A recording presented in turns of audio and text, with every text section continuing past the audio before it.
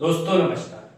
हमने आपको पिछली वीडियो में हिंदी व्याकरण में बताया था रस के अवयव यानी अंग। उसमें 4 अंग थे, एक स्थायी भाव, एक विभाव और एक आपका अनुभाव और एक संचारी या व्यभिचारी भाव। तो हमने आपको बताया था कि स्थायी भाव को हम एक और वीडियो में विस्तार रूप से पढ़ेंगे। तो देखिए रस में सबसे पहले आपको बताते हैं कि स्थायी भाव मूलतः 9 ही है, ठीक, इसलिए मूल रसों की संख्या भी 9 है। अब बात करते हैं सबसे पहला जो आपका रस है वो है श्रृंगार रस, जिसका स्थायी भाव रति या प्रेम होता है।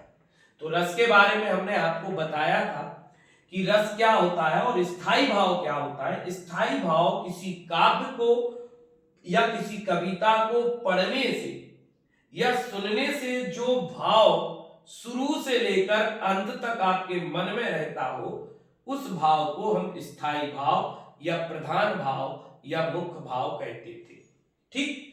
तो आज हम बात कर रहे हैं स्थायी भाव में श्रृंगार रस की, अर्थात जिसका स्थायी भाव है रति या प्रेम, ठीक। तो श्रृंगार रस क्या है पहले ये समझ लीजिएगा। रति जिसका स्थायी भाव रति या प्रेम है। तो देखिएगा जब इसके 2 पक्ष समझ लीजिएगा, एक नायक और एक नायिका, ठीक। श्रृंगार रस को अगर समझना है तो एक नायक एक नायिका, अर्थात एक प्रेम एवं प्रेमी, इनके बारे में बात करते हैं। तो जिनके मन में भाव जगता है वो आपका जो है आश्रय था और जिससे के कारण जगता है वो विषय था। तो श्रृंगार रस का स्थायी भाव रति और प्रेम है, रति या प्रेम है, और ये 2 प्रकार का है, संयुक्त श्रृंगार और वियोग श्रृंगार।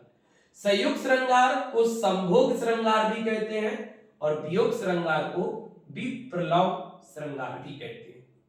तो संयुक्त श्रृंगार में क्या होता है कि नायक और नायिका पास होते हैं, जबकि वियोग श्रृंगार में नायक और नायिका जो है उनका वियोग हो जाता है, वो अलग होते हैं, दूर दूर होते हैं, ठीक। संयोग या संभोग में नायक और नायिका प्रेमी और प्रेमिका पास में होते हैं, जबकि वियोग श्रृंगार में या विप्रलव श्रृंगार में नायक नायिका या प्रेम प्रेमिका जो है वो दूर होते हैं। तो इसको एग्जाम्पल से समझते हैं। संयुक्त श्रृंगार अर्थात संभोग श्रृंगार क्या है ये समझते हैं, जिसमें नायक और नायिका का मिलन हो रहा हो वो संयुक्त श्रृंगार या संभोग श्रृंगार होता है। एग्जाम्पल, जब आपको किसी एक ऐसे उदाहरण में ये लगे कि नायक और नायिका जो है वो पास में है, वो मिल रहे हैं, तो वहां पर आपका संयुक्त श्रृंगार या संभोग श्रृंगार होगा। जैसे कि एक एग्जाम्पल हमने लिखा है, बतरस लालच लाल की मुरली धरी लुकाए, सोहे करे भोयनी हंसे दैन कहीं नटी जाए।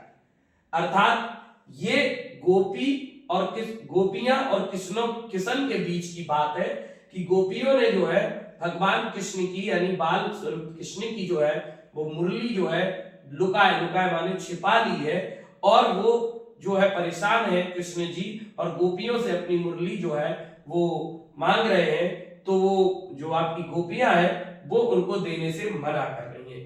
इसका मतलब ये है कि यहाँ पर नायक और नायिका दोनों जो है वो पास में है, अर्थात प्रेमी और प्रेमिका पास में है।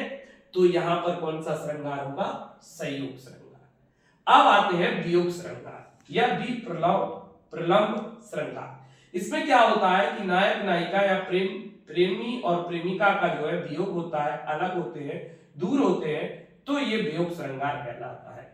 जैसे उसके लिए भी हमने एक एग्जाम्पल लिखा है कि निस दिन बरसत नयन हमारे, निस दिन यानी प्रतिदिन, बरसत नयन हमारे, मतलब जैसे बारिश बरसती है वैसे हमारे आंखों से आंसू आ रहे हैं। सदा रहित पावस ऋतु हम पे, यानी पावस ऋतु मतलब वर्षा ऋतु, सब सदा जो है हम पर सवार है। जब ते श्याम सितारे, जब से श्याम जो है छोड़कर हमको चले गए हैं। तो यहाँ पर क्या हो रहा है? वियोग हो रहा है, यानी कृष्ण जी जो है वो गोपियों को छोड़कर चले गए हैं, तो गोपियों की तरफ से ये बात हो रही है कि निस दिन बरसत नयन हमारे, सदा रहत पावस ऋतु हम पे, जब ते श्याम सितारे।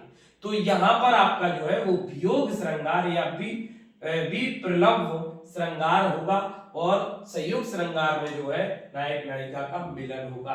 तो दोस्तों इसी तरीके से आगे आपको और रसों के बारे में जानना है तो आगे हमारी जो है वीडियो आती रहेंगी जिनको आप देखते रहिए। जय हिंद, जय भारत।